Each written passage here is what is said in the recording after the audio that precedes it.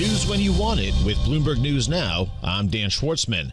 Canadian Prime Minister Mark Carney has called an election for April 28th, with polls showing a close contest between his Liberal Party and the Conservatives as the country faces a trade war with the U.S. Carney requested the dissolution of Parliament on Sunday in a meeting with Governor General Mary Simon, triggering the election campaign. The 60-year-old has only been in power for 9 days since taking over for Justin Trudeau, who resigned under pressure from his own party.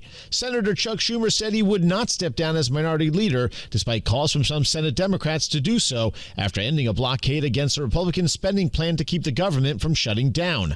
On NBC's Meet the Press, Schumer said he did so because a shutdown would have handed President Trump an opportunity to, quote, eviscerate the government. The minority leader also said he believed the American people would rise up against Trump if he defied courts that challenged his policies. Turkey is limiting travel in and out of Istanbul to curb protests. We get details from Bloomberg's Ed Kalegi. Turkey imposed travel restrictions on Istanbul, the country's largest city, to curb the spread of anti-government protests sparked by the detention of a prominent opposition politician. Authorities also extended a ban on demonstrations after hundreds of thousands of people across Turkey took to the streets to call for the release of Ekrem İmamoğlu, the mayor of Istanbul and President Recep Tayyip Erdogan's most popular rival. Markets have been unnerved by the developments, and Turkish assets posted some of the world's biggest declines after İmamoğlu's detention. Ed Kalegi, Bloomberg Radio. Meanwhile, a court in Turkey today formally arrested İmamoğlu.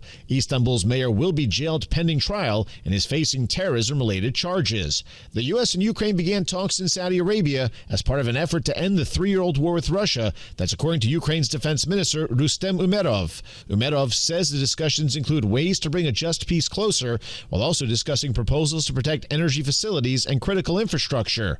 Sunday's talks are expected to be followed in the coming days by parallel talks in which U.S. officials will also meet separately with Russian representatives. ABC News reports that the Internal Revenue Service is nearing an agreement with Immigration and Customs Enforcement that would allow immigration officials to use tax data to support President Trump's deportation agenda. The agreement would allow ICE to submit names and addresses of suspected undocumented migrants lacking legal status for the IRS to check against its confidential databases. Republican Senator Steve Daines from Montana said following meetings with top Chinese officials that Beijing needed to take action on stopping the flow of fentanyl precursors to the U.S. before further talks on trade. Daines met with Chinese leaders, including Premier Li Shan, and said that the Chinese side understood the U.S. position. The senator was an intermediary for President Trump during a trade war between the two countries during Trump's first term. Daines said the next step will be conversations between the two administrations and a potential meeting between President Xi and Trump before the end of the year. Pope Francis made his first public appearance today in more than 5 weeks as the pontiff was discharged from Gemelli Hospital in Rome. The 88-year-old pope addressed well-wishers after undergoing treatment for bilateral pneumonia. People began flooding the entrance to the hospital earlier this morning, while St. Peter's Square at the Vatican was filled with people who were able to watch the pope's greeting on large-screen TVs.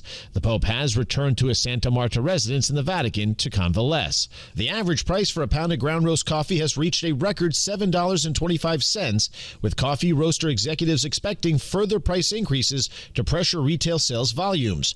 Coffee giants such as Starbucks that usually take positions in the futures market to protect themselves against price fluctuation reversed course last year when prices began to rise, betting they would go back down. Now those companies will be forced to pass on higher costs to consumers who are already paying the most ever for a cup of coffee. Attention turns to a key report on inflation in the week ahead. Bloomberg's Karen Moscow has a closer look at the coming week's economic calendar. The week begins with the S&P Global Preliminary March Composite Index for services and manufacturers. Then Tuesday, it's new home sales and consumer confidence. Durable goods orders are out on Wednesday. Thursday, we get a look at revised fourth quarter GDP, as well as the weekly report on initial jobless claims. The February U.S. Personal Income and Spending Report is out on Friday, and it'll offer fresh insights into consumption and the core PCE price index, which is an inflation measure that's closely watched by the Fed. Karen Moscow, Bloomberg Radio. Ahead of Wednesday's key statement on the public finances, UK Chancellor of the Exchequer Rachel Reeves says